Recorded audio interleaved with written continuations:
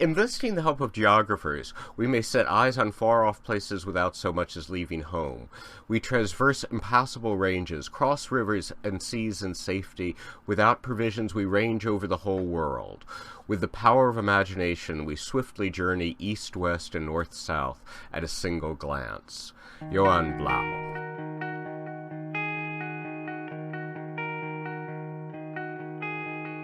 Everyone's right and no one is sorry.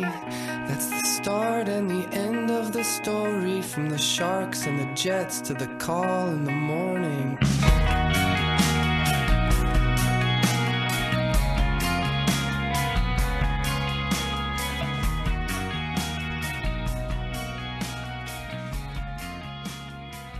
Hello and welcome to Wittenberg to Westphalia, The Wars of the Reformation. My name is Benjamin Jacobs, and this is Episode 3, The Walking Tour. In the last episode, we began our examination of the geography of Europe by discussing grand philosophical ideas, like, what is a continent? Where is Europe? What is Europe? This time we will start to go into detail, with an examination of the geography of Iberia and Greater France. But first, a bit of explanation. Even for those broadly familiar with the outlines of the modern states of Europe, the inner spaces of Europe in the early modern period can be rather bewildering. Anytime you talk about human geography over time, you're going to run into some of these issues. The names change, the borders change, that kind of thing is inevitable in history. There is, however, a more existential issue at hand here. When we in modern times think of a political body that exercises executive political control over a set geography, we tend to think in terms of a state. Particularly in terms of the Middle Ages and the early modern period, the concept of a state is actually pretty anachronistic. For example, though there was a political entity described by observers at the time as France, what that implied to them and to its residents was very different from what it would mean today. I'm going to get more into the whys and wherefores in an upcoming episode, but suffice it to say for now that the thing driving events in the year 1300 was as likely to be the ambitions of the family that ruled one of the regions in France as it was to be the ambitions of the royal family of France that purportedly ran the whole show. So to review, modern state boundaries are confusing because they've moved, they don't actually imply what we think they imply, and actually their constituent parts may end up being more important in the course of our story. And yet, as our friend Mr. Johann Blau would point out, the understanding of geography is core to the understanding of history. So how do we address this need without reference to modern state boundaries? Why, with a walking tour. Yes, that great institution of the history of Rome is back, and better than ever, in this, the Wittenberg to Westphalia, History of the Wars of the Reformation edition, now available to you, yes you, for the low, low price of free. All you have to do is continue to listen to me instead of the demands of your family for love and attention. For those unfamiliar with this blessed institution, worry not. It is relatively painless. The basic concept is that I'm going to introduce each part of our study area in terms of a few salient characteristics. Think of this as a mid-level view, giving a recognizable sketch without getting caught up in too many details. In order to avoid the pitfalls of using state boundaries as a guide, I have split up Europe into a number of regions based on physical boundaries. As I go through each region, I will outline its boundaries, explain its main physical features, and then explain the main political divisions in effect during the year 1300. Along the way, I will try to make note of important trade characteristics and any social or cultural differences across the region. One pitfall of this approach, and it is a big one, is the fact that many of these regions have been used in the past to justify violent conquest. For example, one of my regions is the British Isles, which contains Ireland, Scotland, Wales, and England, these days.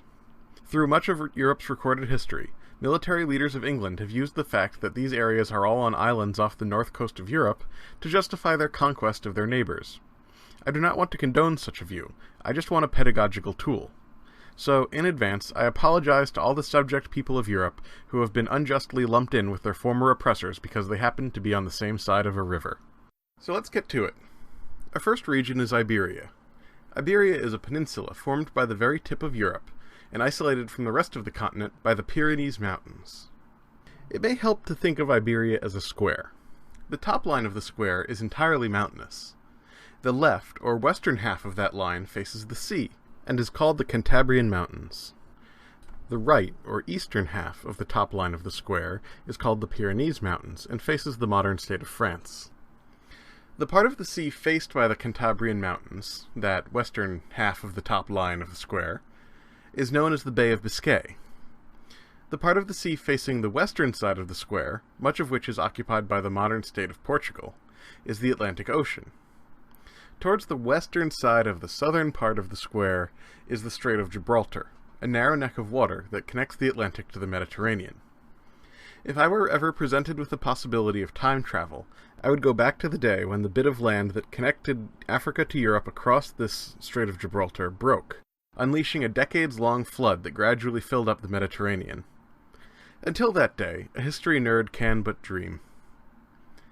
The majority of the southern, and all of the eastern sides of the square of Iberia face the result of that deluge, the Mediterranean Sea. That great inland basin called by the Romans Mare Nostrum, our sea.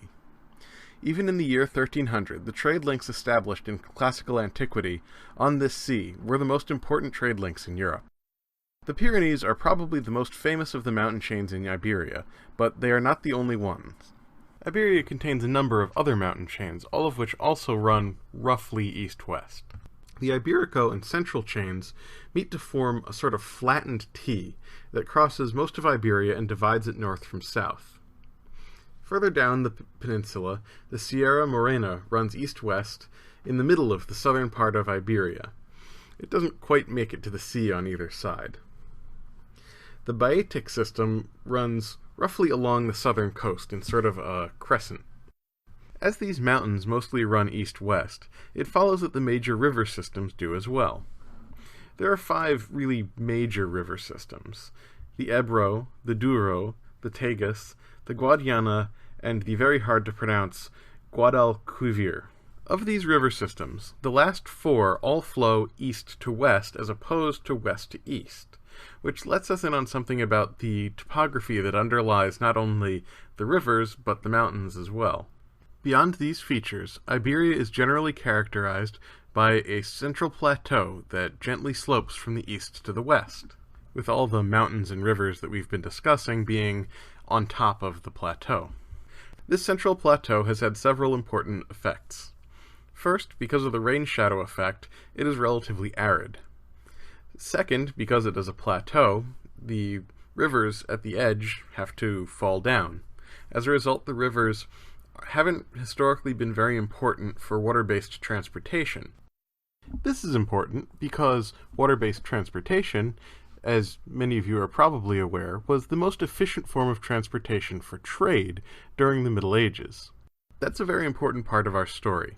If we can take it as a given that waterborne transportation is the most efficient form of transportation for trade, and we understand as well that Iberia's central plateau makes waterborne transportation difficult because of the nature of the rivers that flow off of the central plateau, we can understand that trade within the Iberian Peninsula internally was a difficult proposition during the Middle Ages. This is not to say that the Iberian Peninsula was completely isolated from international trade. Since early antiquity, the eastern and southern shores of the Iberian Peninsula had been integral parts of the trading networks in the Mediterranean.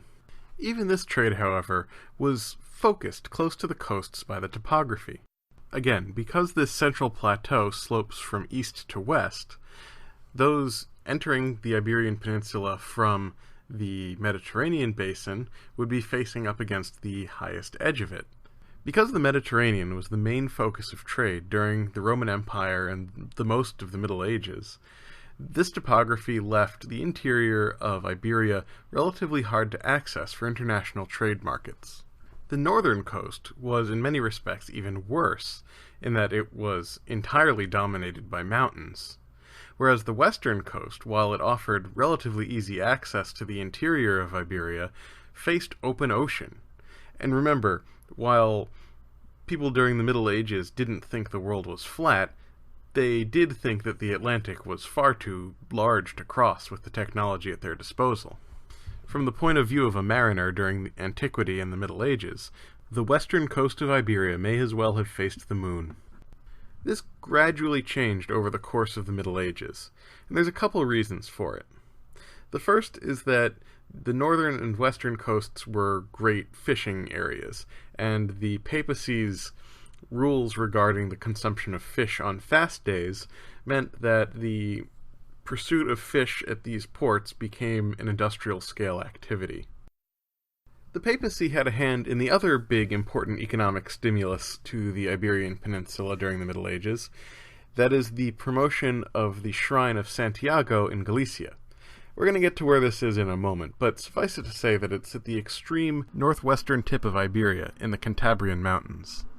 Now, as a result of the promotion of this as a shrine of worship, and the promotion of pilgrimage routes through northern Iberia, there was a huge economic stimulus to the north coast, and this took a ton of different forms. I don't have time to get into a full description of everything that was involved in this, but suffice it to say that everything from tourists to wool to industrial goods were eventually promoted by this traffic. And this traffic was not just confined to the land, but ended up resulting in a rather lively trade network in the Bay of Biscay, between the north coast of Iberia, the west coast of Greater France, and the British Isles to the north. So, from an economic perspective, the Iberian Peninsula sort of has three main axes. First is the Mediterranean coasts, second is the northern coast with the Bay of Biscay, and the third is just sort of the general inland region.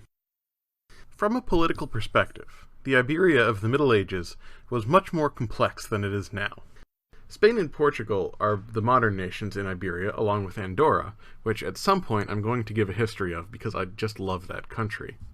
But this was very different in 1300. The first important point is that there was still an Islamic principality holding out in the southern mountains of the Beotic system. As most listeners will know, the Iberian Peninsula was almost entirely conquered by the Muslims during the early Middle Ages. In conquering the peninsula, the Muslims were actually taking it away from a previous round of invaders, the Vandals, and so they called their new possessions collectively Andalusia. A very few small Christian principalities had survived the conquest by establishing themselves in the Pyrenees and Cantabrian Mountains in the north. These kingdoms were jealously independent and fought each other regularly, and sometimes merged, but they were only actively expansionistic to the south.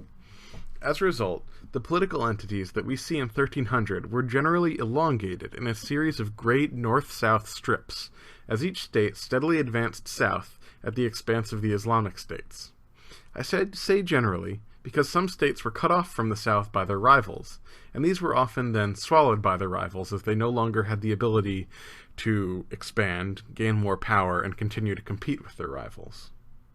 So, in 1300 we had Portugal, roughly where it is today, along the west coast of the peninsula. If you've ever wondered why Portugal was this weird north-south strip, that's why. Just to the north of Portugal, there's that little roughly boxy part of Spain that juts over to the Atlantic coast. This is Galicia.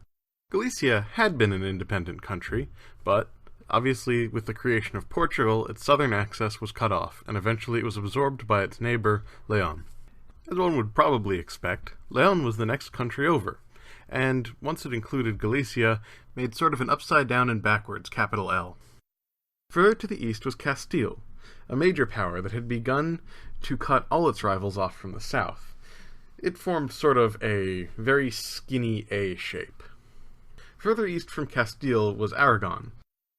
In addition to being a near homophone of a character from The Lord of the Rings, Aragon was one of the countries that was being progressively cut off to the south by Castile.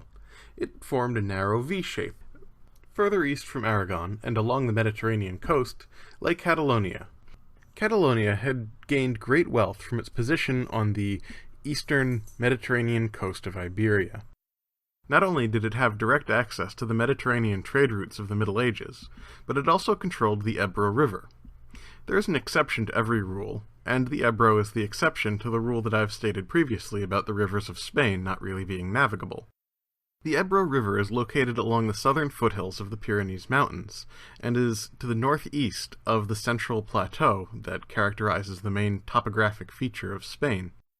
As such, it has no fall line to go over, and is navigable for much of its course.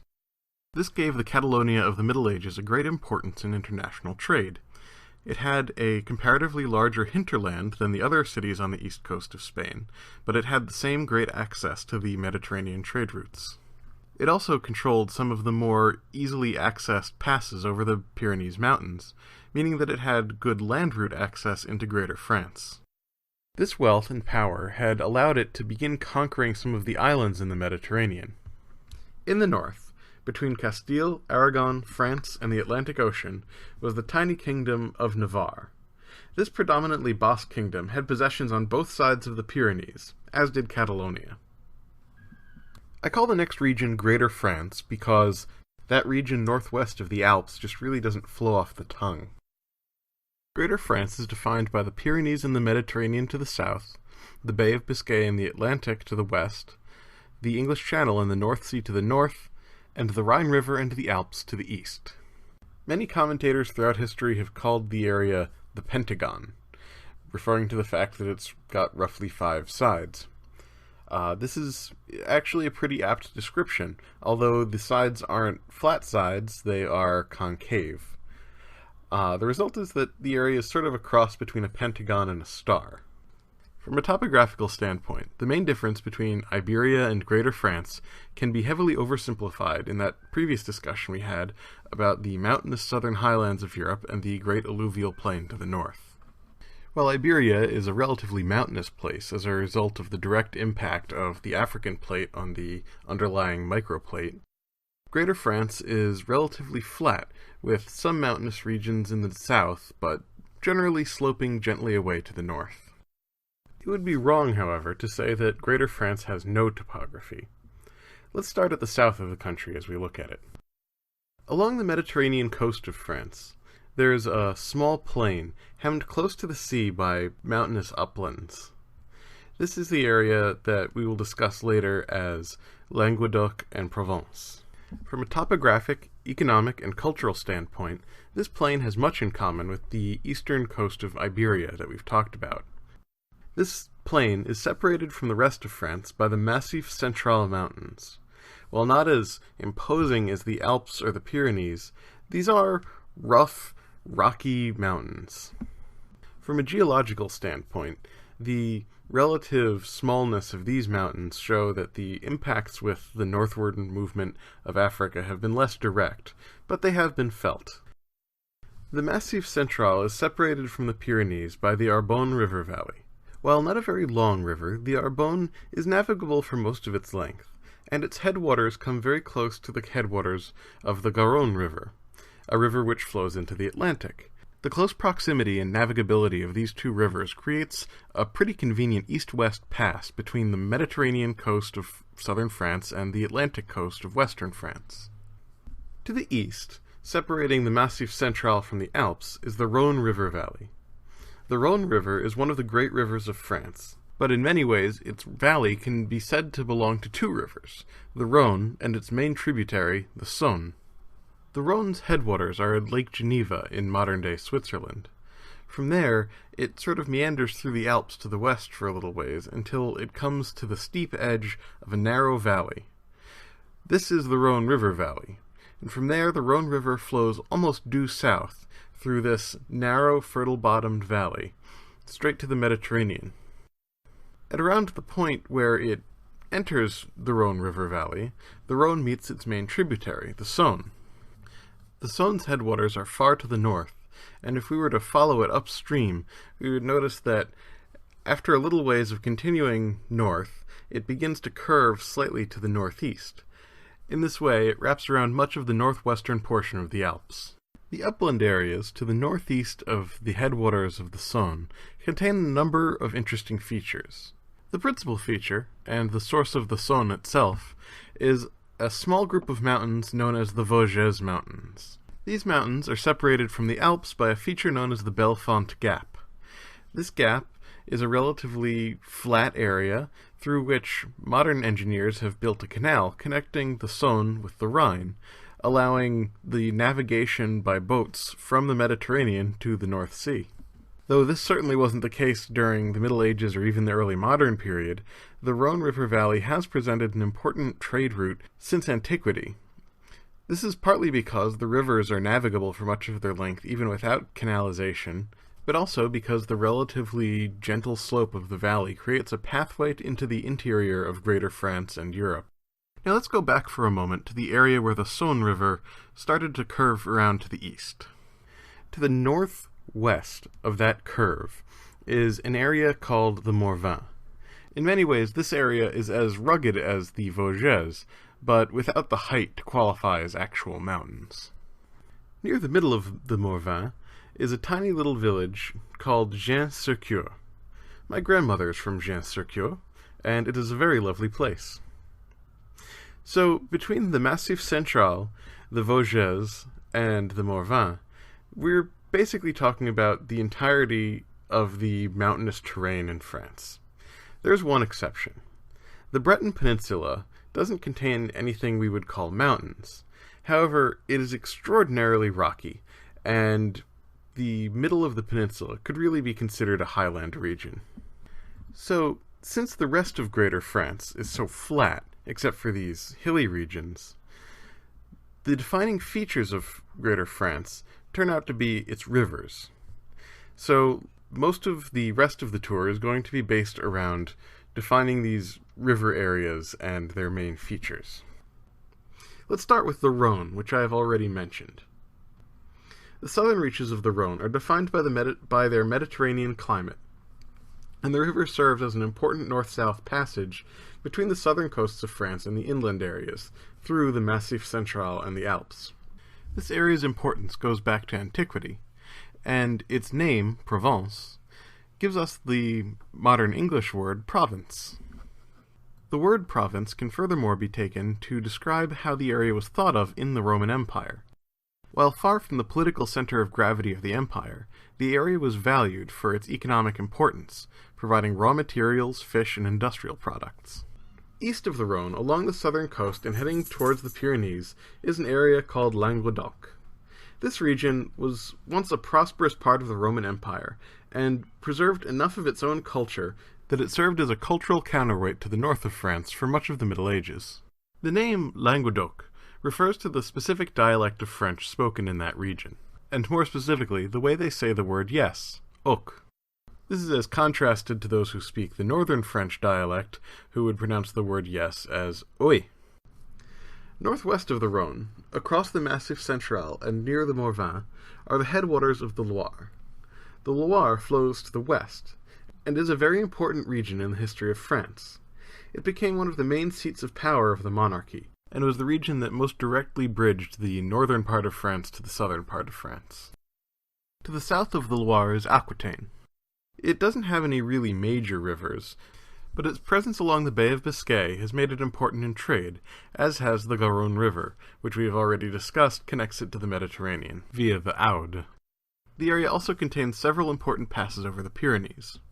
Historically, the region was heavily ethnically Basque, and modern Basque separatists continue to claim parts of it as part of their Basque homeland. This area, which includes the Kingdom of Navarre, which we already discussed during the Iberian section, developed a unique border culture during the Middle Ages and beyond. Those who lived in this area had to make a living out of very mountainous terrain, but they had access to the sea, so fishing and trade were important, as well as smuggling and trade over the mountain passes. During the Middle Ages, the Basques were also variously known as Vasques and Gasques, and so the region eventually became known as Gascony. This forms roughly the southern half of what I've called Aquitaine. Though, as I have said, the southern portions of Gascony are rather mountainous and hilly, the northern portions, and definitely the northern half of Aquitaine, is very fertile and produces a lot of very good wine, which became very important when the British monarchy controlled this region. During this period, the trade in Gascon wine to England became one of the key features of the maritime trade over the Bay of Biscay. It is obviously not a coincidence that Biscay and Basque are very similar words. North of the mouth of the Loire is the Breton Peninsula. Culturally rather distinct from mainland France, many Bretons spoke a Gaelic dialect rather than a French dialect.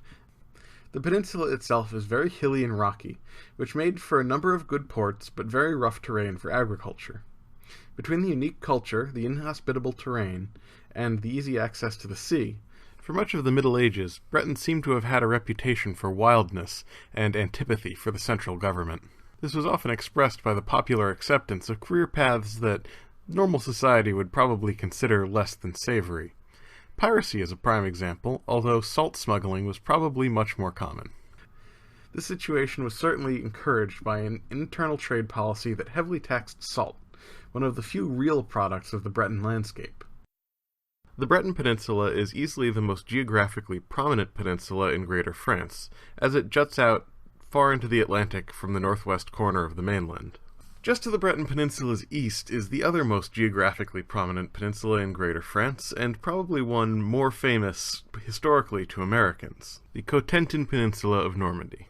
This is the location chosen by the Allies in World War II for the D-Day invasions. This choice was made because the Cotentin Peninsula is the second narrowest point in the English Channel, as the peninsula juts out into the channel. But Normandy's history is far more interesting and varied than just its incidental place as the site for one of the great battles of World War II. Most of this history unfortunately needs to be left out of our podcast, as it falls during the Middle Ages and not during the early modern period. I will say that it was dubbed Normandy very early in the Middle Ages, after the settlement of Vikings there at the totally not coerced invitation of King Louis the Simple. Normandy is a lovely country, full of apple orchards and dairy farms, and the apple brandy they make, Calvados, will just blow your boots straight off. It's very like upstate New York or the flatter portions of New England in many ways. Now, this may come as a surprise to most Americans, but the central feature of Normandy is not the Cotentin Peninsula, the battlefield, and all the American tourists. It is in fact the mouth of the Seine, which runs through the middle of the region.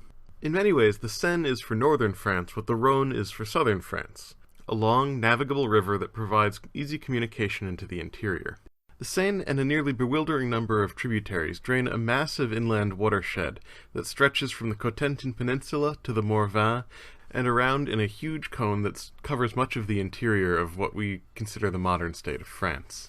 Of course, the chief man-made feature of this area is the city of Paris, which became the seat of the French monarchy relatively early and became a major commercial center by the 12th century.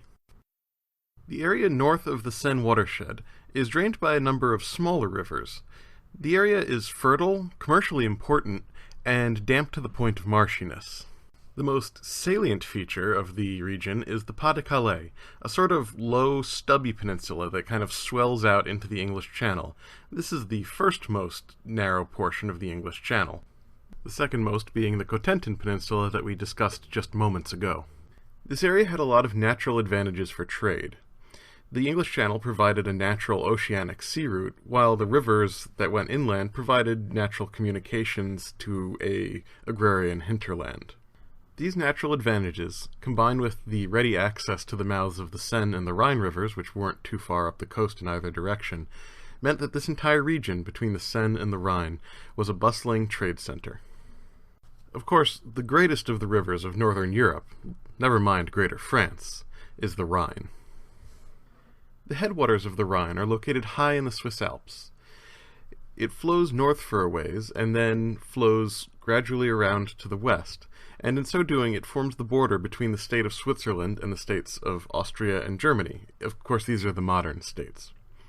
When it reaches sort of the halfway point of the northern border of Switzerland, it turns north, and then flows down out into the great northern European alluvial plain. For the purposes of our story, it is interesting to note here that, as we've said earlier, once it flows down from the Swiss Alps and begins flowing north, it is separated from the headwaters of the Rhône by the Vosges.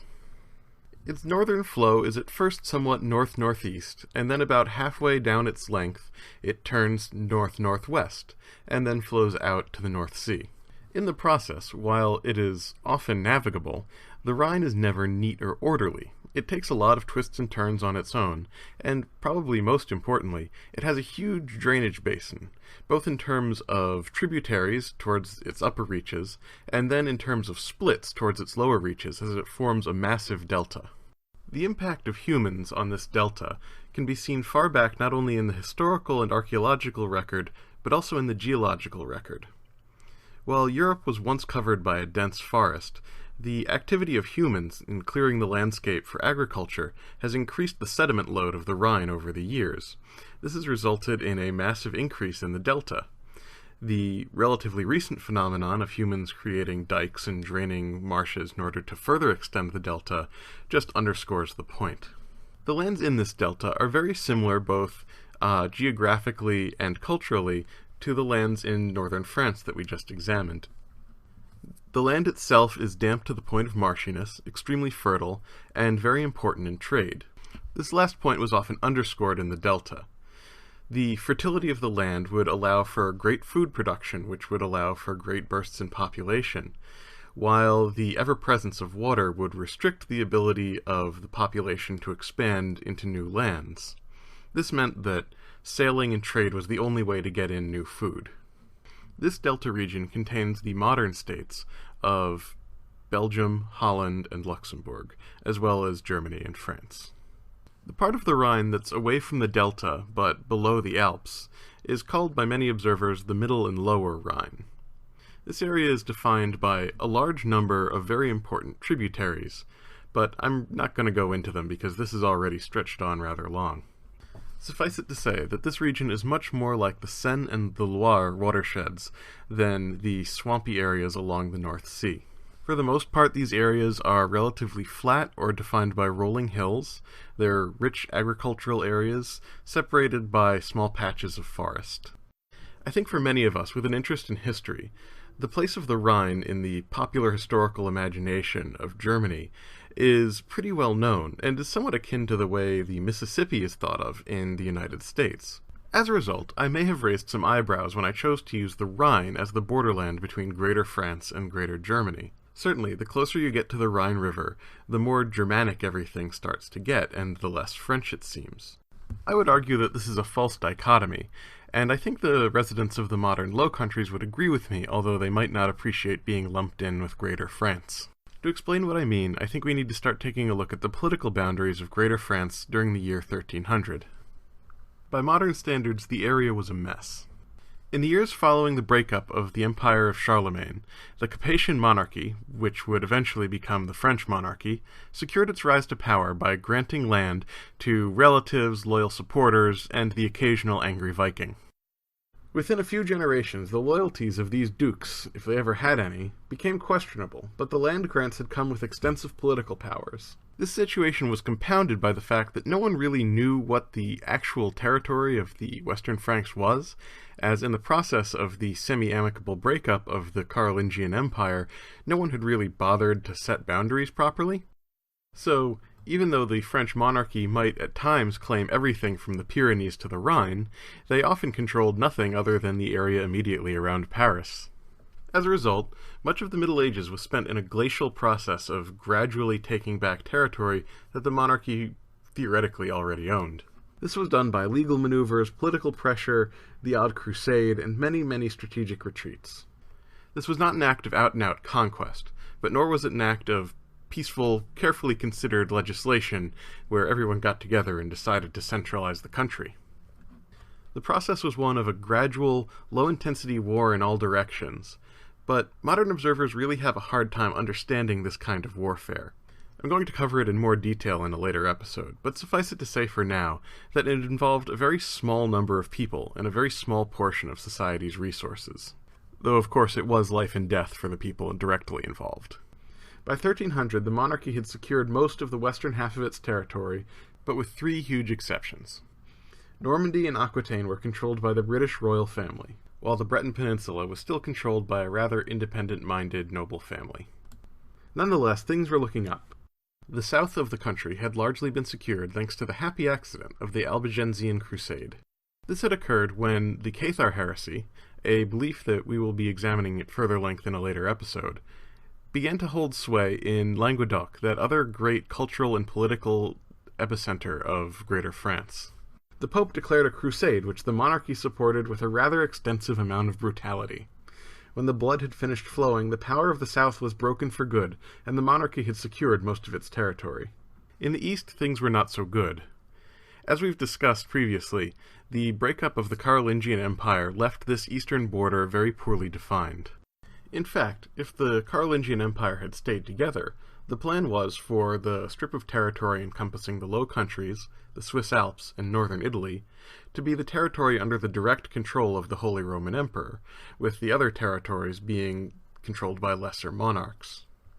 When this system fell apart and the Holy Roman Emperor took his title into Germany, the status of the border region was very much up in the air. As we will see throughout the Middle Ages, those in control of territory and border areas were always in a position to secure large amounts of power, as they were less constrained by inconveniences like technically being on the same side as their neighbor. The odd change of allegiance whenever it was convenient helped with this process. They were also often able to raise castles and standing armies with the active encouragement of the monarchy, as opposed to the mild disapproval shown to other noble families. In addition, there were some serious cultural differences. As we've discussed previously, these northeastern borderlands tended to become more and more Germanic the more close to the Rhine you got. At the same time, the increasing wealth of the cities along the North Sea, particularly in the Rhine Delta, had begun to translate into cultural and political power over their hinterlands. Given the time period, anyone looking to see a proto-nationalism among the Low Countries of the Rhine Delta will be disappointed. There was no confident demand for independence or the assertion of their rights as individuals. However, they had become an important political piece on the chessboard of this region. So between the political headaches of the French monarchy, the legal uncertainty created by the end of the Carolingian Empire and persisting into the Middle Ages, and the increasing cultural and political power of the free cities along the North Sea, there ended up being ample room for local noble families to maneuver and create independence for themselves from either side, from the Holy Roman Empire or the French monarchy. And it's not like this should be viewed as a subversive or revolutionary state of affairs. In many ways, this was just the way it had been in this region for many centuries by the year 1300. I'm not going to go into every polity, every free city, and every duchy controlled by every little noble family in this region. However, there is one that I do need to talk about. The 1,000-pound gorilla in the room in this region was Burgundy. Today, if you look at a map, Burgundy is well within the borders of France, and I think that should tell you just how fluid the borders in the east were in the Middle Ages. There had briefly been a kingdom of Burgundy before Charlemagne, and it was refounded after the breakup of his empire. Though this kingdom was in many ways as short-lived as any of the other political arrangements tried out in the wake of the death of Charlemagne, it persisted as a legal entity within the Holy Roman Empire, except that most of its territory was on the western side of the Alps. Being thus closer to the protection of the French monarchy than they were to the retribution of the Holy Roman Empire, many pieces of this territory would gradually break off and join the French monarchy. These were considered important pieces of territory by the French crown, but they were in this border region as we've discussed, and so the French crown often had trouble exerting direct control. Furthermore, not all of the historic kingdom of Burgundy had gone over to the French. Half of it remained within the Holy Roman Empire. This raised a legal dispute which would have major historical significance. The French monarchy considered that the most important parts of the territory had come over to them, and therefore they should own all of the territory. As one would expect, the Holy Roman Emperors disagreed. The part of the Kingdom of Burgundy that had stayed within the Holy Roman Empire, which was now known as Lorraine, was considered by them to be a core component of the Holy Roman Empire, and would continue to be so for many, many years. However, the major ramifications of these disputes lay in the future. In the interim, the family that had been put in charge of Burgundy by the monarchy had consolidated its position substantially. Protected from the Holy Roman Empire by the French monarchy and profiting by the relatively advanced commercial administration of the French monarchy, the Dukes of Burgundy amassed extraordinary wealth. They also amassed rather significant political marriages, and through these marriage alliances gradually took over vast amounts of territory on both sides of the border with the Holy Roman Empire. In the previous century, these dukes had been strong supporters of their king, and their growing power was felt to benefit the monarchy. But by 1300 that power had grown to the point that the Burgundian court was considered the most fashionable in Europe, and the French monarchy was beginning to look a little bit askance at the great power that had been amassed by one of its formerly greatest supporters. In summary, the political situation in France in 1300 was in a great state of flux. The monarchy was pushing hard to centralize and reunite its supposed holdings, and was making progress in the west, north, and south. but the English monarchy still held large territories in the west and north, while the Burgundians, who were supposedly vassals of the French king, were making the most of the anarchy in the border areas. As we are approaching the 40-minute mark, let's end our walking tour here. Today we have introduced the concept of the walking tour, and reviewed the geography of Iberia and Greater France. In 2 weeks we will be covering the British Isles, Scandinavia, and the southern Baltic. I need to thank Tickles the Tiger for reading my opening quote, and if you would like to join his illustrious company, please do not hesitate to contact me via my Facebook page or by email. As always, much respect to Not a Surf for allowing me the use of their music. Bye for now.